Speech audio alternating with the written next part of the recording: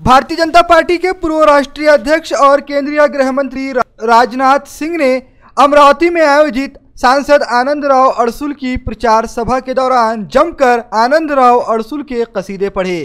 केंद्रीय मंत्री राजनाथ सिंह द्वारा कहा गया कि गृह मंत्री के रूप में काम करते समय मैं सांसद भवन में मौजूद जिन सांसदों के कामकाज से बेहद प्रभावित हुआ हूं, उनमें अमरावती जिला के सांसद आनंदराव अडसुल भी एक हैं।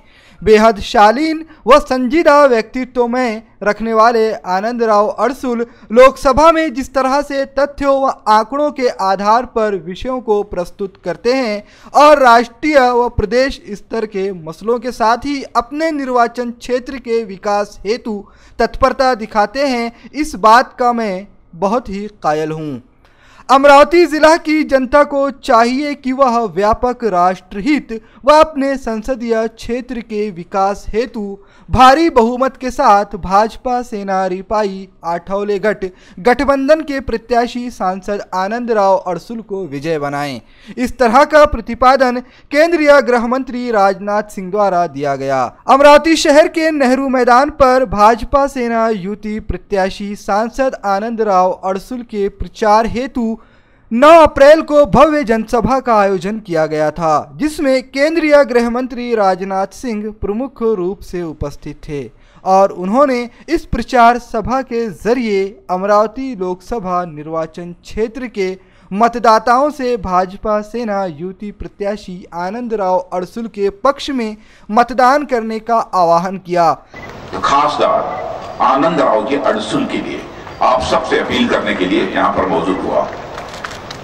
आनंदराव जी अडसुल को मैं पार्लियामेंट में बराबर सुनता हूं, गंभीरता पूर्वक सुनता हूं, बहुत संजीदगी के साथ तथ्यपरक तरीके से अपनी बातों को भारत की संसद में बराबर अडसुल जी रखते हैं। बहुत शालीन, बहुत ही गंभीर, फैक्ट्स पर आधारित जो बातें होती हैं वही संसद के सामने बड़े प्रभावी तरीके से रखते हैं। लेकिन हमारे सुनील जी देशमुख ने कहा कि उन्हें मंत्री बनना चाहिए। पहले भाइयों, मेरा भी दिल कहता है कि उन्हें मंत्री बनना चाहिए,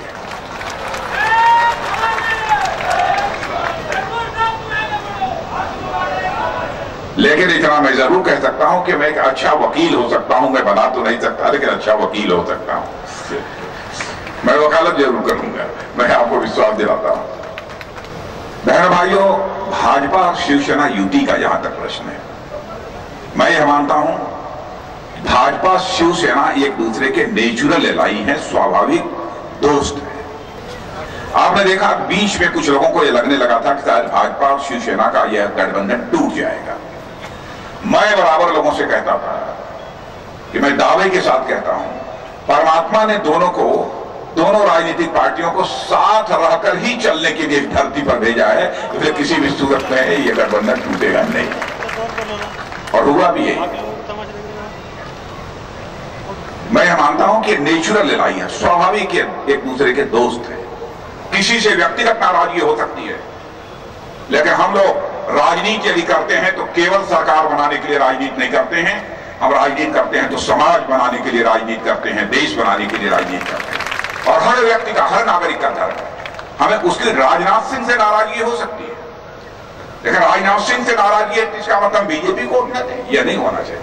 बीजेपी यदि देश का भला कर सकती है तो बीजेपी के सिंबल पर वोट देना चाहिए। शिवसेना देश का भला कर सकती है तो शिवसेना को वोट देनी चाहिए। शिवसेना बीजेपी में कोई अंतर नहीं है मेरे बहनों भाइयों, इनका है धनुष और तीर, निशाना कभी खाली नहीं जाएगा। पूरा मैं आपको यकीन दिलाता हूं, यकीन दिलाता हूं। दबाइए बटन, निशाना सटीक हो, सरकार बनेगी। मैं कहता हूं कि संभावना को भी नकारा नहीं जा सकता है। एनडीए को 3/4 मेजॉरिटी कहीं ना हासिल हो जाए इस देश में। माहौल सारे देश में ऐसा बना है, इसलिए मैं आप लोगों से अपील करना चाहता हूं, आप सबका आशीर्वाद मिलना चाहिए। क्रिकेट का खिलाड़ी 6 रन बनाता, सिक्सर मारता है, पूरा स्टेडियम जो है तालियों की गड़गड़ाहट से गूंज उठता है। तो बहनों भाइयों, इस बार हमारे अडसुल जी को भी सिक्सर बनाने का पूरा मौका दीजिए, यही आप सबसे मैं अपील करना चाहता हूं। आप सबको बहुत बहुत धन्यवाद। इसके साथ ही गृह मंत्री राजनाथ सिंह ने पूर्व की यूपीए सरकार पर भी राष्ट्रीय सुरक्षा के मामले में जमकर निशाना साधा। मेरा स्टैंडिंग ऑर्डर है, एक तो 17वीं बार व्हाइट फ्लैग पाकिस्तान को नहीं दिखाया जाना चाहिए, नंबर 1। और आगे तक के लिए हमारा ऑर्डर है कि पहली गोली तो भारत की तरफ से नहीं चलनी चाहिए, लेकिन यदि पाकिस्तान की तरफ से एक भी गोली चल जाती है तो भारत की गोलियों को गिना नहीं जाना चाहिए। बहनों भाइयों, हालात बदल गए, देश ऐसे नहीं चलता है। हम लोगों की नीति पूरी तरह से साफ है, हम किसी को छेड़ते नहीं, लेकिन हमको कोई छेड़ेगा तो हम उसे छोड़ेंगे भी नहीं, यही हमारी। शायद सिस्टम कैसे चलता है उन्हें इस बात की जानकारी नहीं। मैं उनसे एक सवाल पूछना चाहता हूं। 1971 में जब श्रीमती इंदिरा गांधी ने पाकिस्तान को धूल चटाई थी और पाकिस्तान के 2 टुकड़े कर दिए थे, पाकिस्तान और बांग्लादेश बन गया था, तो हमारे नेता अटल बिहारी वाजपेयी ने संसद में खड़े होकर श्रीमती इंदिरा गांधी की भूरी भूरी प्रशंसा की थी और इंदिरा गांधी का जय जयकार किया था और सारे देश ने इंदिरा गांधी का जय जयकार किया था। तो यदि पाकिस्तान को धूल चटाने के कारण, पाकिस्तान को तोड़ने के कारण यदि श्रीमती इंदिरा गांधी का जय जयकार हो सकता है सारे देश में, तो पाकिस्तान को मुंहतोड़ जवाब देने के लिए हमारे मोदी जी का जय जयकार सारे देश में क्यों नहीं हो सकता है? इस सवाल का मैं जवाब दूं। बहनों भाइयों, इस सवाल का कोई जवाब उनके पास नहीं है। कहते हैं ये बताओ कि कितने लोग मारे हैं। मैं देश के गृह मंत्री के रूप में कहना चाहता हूं बहनों भाइयों, और अरसू जी जानते हैं कभी इर्रेस्पॉन्सिबल बात मैं नहीं करता हूं। इंटेलिजेंस डिपार्टमेंट भी हमारे पास है। जो कोई भी ऑपरेशन हुआ है बालकोट का, बहनों भाइयों, क्रेडिबल इंटेलिजेंस इनपुट के आधार पर, ऐसा नहीं है कि चले गए और मार गिराया, और पूरी सावधानी बरती गई है। इस ऑपरेशन के महत्व को कोई समझे तो हमने पाकिस्तान के किसी निर्दोष नागरिक के ऊपर कोई हमला नहीं किया, हमने पाकिस्तान के आर्मी पर भी कोई हमला नहीं किया। आतंकवादियों ने यह कार्रवाई की थी, इसलिए आतंकवादी ट्रेनिंग सेंटर जो था उसी के खिलाफ हम लोगों ने कार्रवाई की।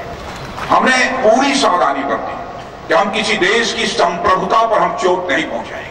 भारत कभी भी विस्तारवादी नहीं रहा है मेरे बहनों भाइयों, कभी भी विस्तारवादी नहीं रहा। भारत ने दुनिया के किसी देश पर आज तक आक्रमण नहीं किया है। यह भारत की विशेषता है, भारत की संस्कृति की विशेषता है, क्योंकि भारत की संस्कृति विश्व की श्रेष्ठतम संस्कृति है। वहीं राजनाथ सिंह ने यह भी कहा कि जिस तरह यूपी के मामले में एक कहावत मशहूर है कि दिल्ली का रास्ता यूपी से होकर निकलता है, उसी तरह मैं पूरे विश्वास के साथ यह भी कह सकता हूं कि यूपी के समानांतर एक सड़क महाराष्ट्र से भी दिल्ली के लिए निकलती है, क्योंकि यूपी के बाद महाराष्ट्र ही एक ऐसा राज्य है जहां पर लोकसभा की सर्वाधिक सीटें आती हैं। आप भी सुनिए क्या कहा केंद्रीय गृह मंत्री राजनाथ सिंह ने। अंतर्राष्ट्रीय जगत में भारत के प्रति 2014 के पहले क्या धारणा थी और आज भारत के प्रति क्या धारणा है, बदला हुआ नजारा है बहनों भाइयों। सारी दुनिया में भारत के प्रति ऐसी स्थिति पैदा हो गई और आज भारत को कोई कमजोर भारत नहीं मानता, भारत अब ताकतवर भारत हो गया है। ऐसा नहीं है कोई बराबर भारत को आंख दिखाता रहे और भारत हाथ पर हाथ धरे बैठा रहे, ऐसा भारत अब नहीं रह गया है।